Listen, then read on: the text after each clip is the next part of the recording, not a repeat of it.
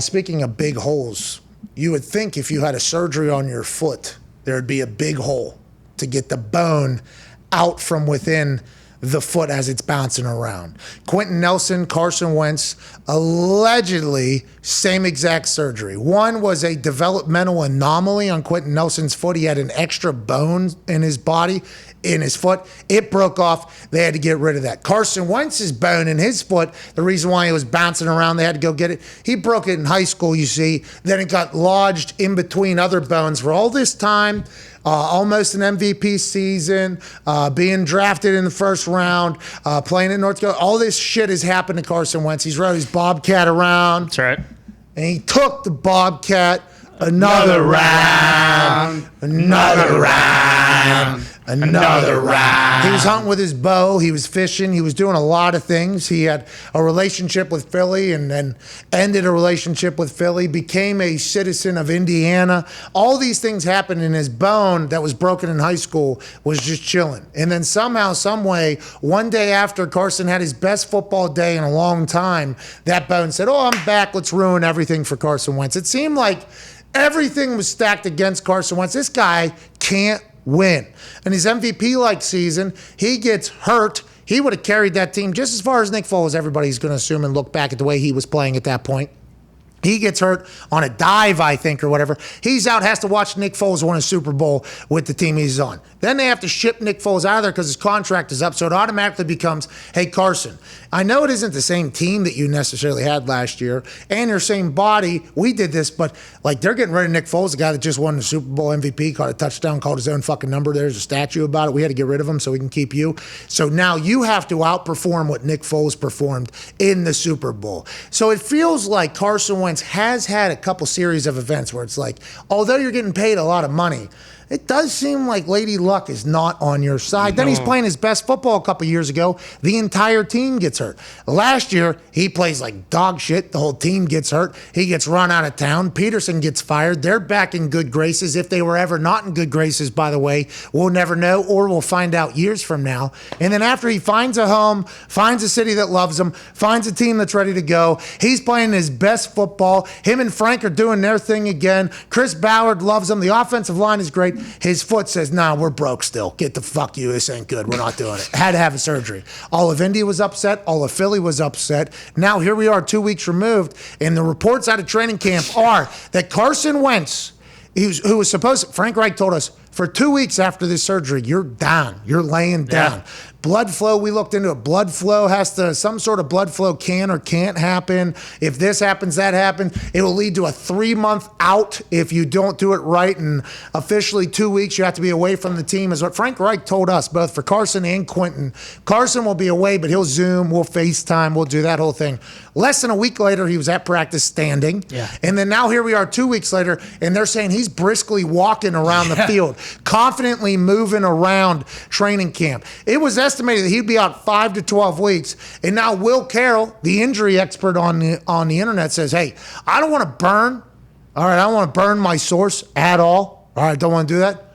But I've heard great news about Carson Wentz. Will Carroll at Injury Expert says, got some news on Wentz, but I can't detail it without burning a source. Best I can do is really good news on his foot. Wow. Shout out to you, Will. Okay, we've been saying a lot of that around here. Oh, yeah. I don't know if I'm your source or not, but we've been screaming loud. This son of a bitch is walking less than a week after a surgery. He was supposed to be out for 5 to 12. Frank said probably on the earlier stage of that projection, he got rid of the 2 weeks down. Carson Wentz is back week 1. Here we go!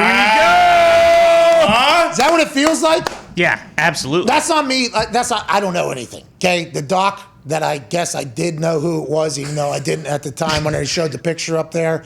They have not told me anything. Trainers have not told me anything. I found out about him getting hurt and everybody else getting hurt on the internet like everybody else. The newsbreakers do their thing. I don't know shit. But with the way it's looking, and Jacob Eason's starting to ball. I guess at practice he was balling out today. Yes. Mm-hmm. I guess in a preseason game he had a great throw. I got a chance to watch the highlights. He looked good.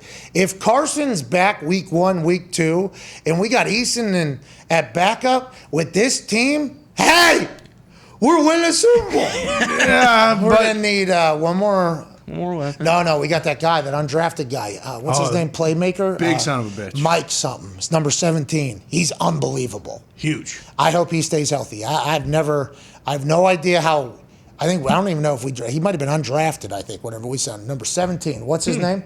7th round draft pick, Mitch just told me. What's his Mike something? Mike Stretch something? Stretchman or something? Stretchman, Said it STRECH yesterday. at the playmaker, and he has 17 in there. He is a stud. So maybe he comes in and does great things. And that is exactly what Paris Campbell seemed to be healthy. Hopefully he can stay healthy. This Colts team, Carson's back, Quentin's back. Look out, AFC. And you know who I'm talking to? Who's that?